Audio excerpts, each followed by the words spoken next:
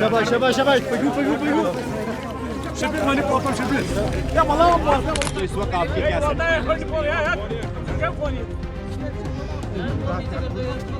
बहुत खुशी की बात है कि आज वो दिन आ गया।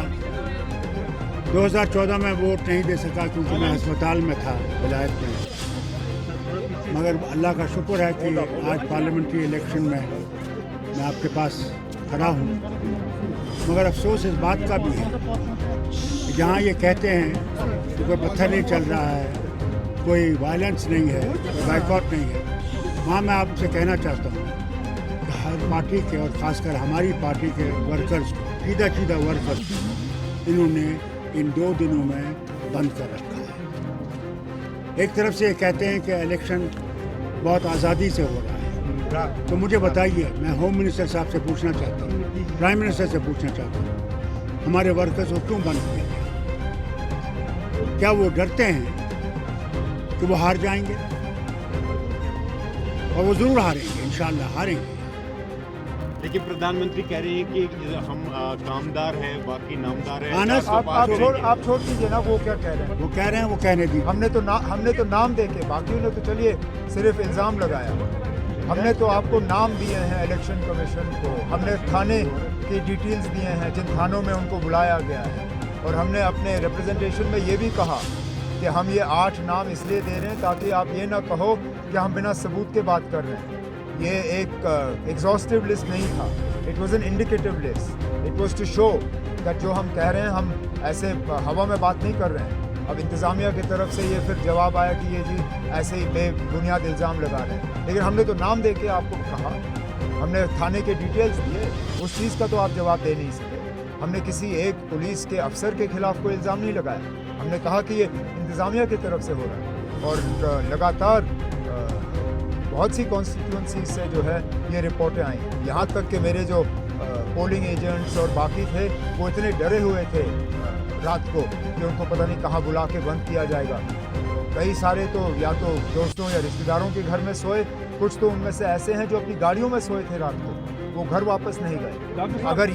अगर यही इनका आज़ादाना तरीका इलेक्शन है तो फिर ये अपने घर में रखें इसको। डॉक्टर साहब, आपका एक देवीना तजुर्बा है, ये चीज़ आपने पहले भी देखी है।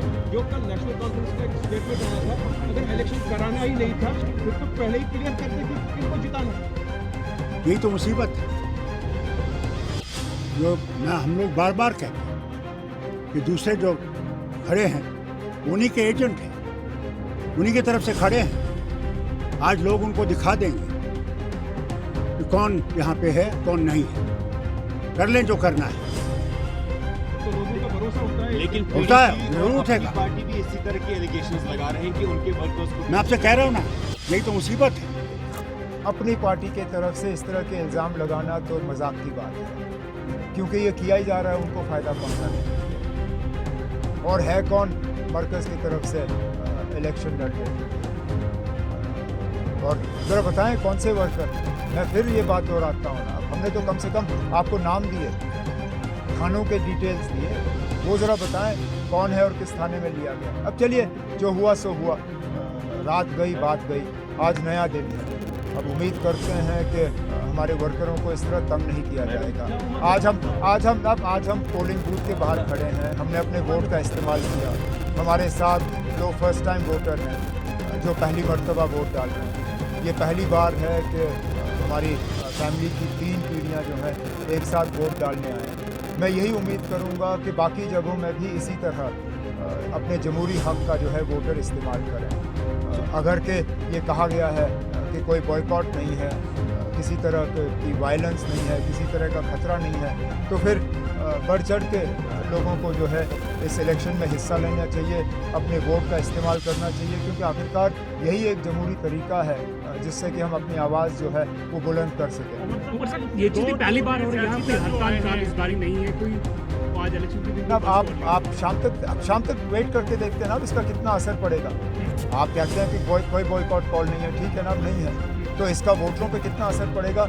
आज शाम जब तक पोलिंग बूथ खुले हैं तब तक देखें। लेकिन अब इस बार तो चलिए फिर आप मान के चलें ना कि जो वोट में हिस्सा नहीं ले रहा है अपनी मर्जी से नहीं ले रहा है, अब कितने वोटर जो हैं पुलवामा ज़िले में शुपियाँ असेंबली हल्के से श्रीनगर से जो हैं कितने वोटर अपने वोट का इस्तेमाल करते हैं, उसके लिए हमें वेट करना पड़ेगा। मेरी तो सबसे मोतबाना गुजारिश यही होगी कि वो इस मौके को गंवाएं ना, इस मौके का वो इस्तेमाल करें, क्योंकि मैं बार बार ये कहता हूँ जमहूरियत में यही एक तरीका है जिससे कि हम अपनी आवाज़ जो है वो बुलंद कर सकें।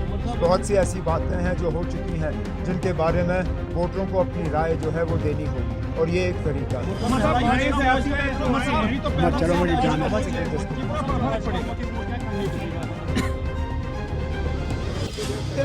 मैं कैसे कह सकता हूँ क्या कन्वे करेगा, वो तो रिजल्ट कन्वे करेगा ना। मैं तो ये कहूँगा कि अगर नेशनल कॉन्फ्रेंस के लिए वोट आया, क्योंकि हमने तो बार बार इस इलेक्शन में 5 अगस्त 2019 के हवाले से बात की, 370 को यहाँ से हटाने की बात की, जो हमारे साथ पिछले 5 साल में जो नाइंसाफ़ियाँ हुई हैं उसका हमने जिक्र किया है। जाहिर सी बात है इंशाल्लाह जब नेशनल कॉन्फ्रेंस के उम्मीदवार जीतेंगे तो अक्सर बेशतर वोटरों की भी यही राय होगी जो हमारी है। लेकिन ये सवाल आप मुझसे तब पूछिए जब 4 जून को नतीजे होंगे। चलिए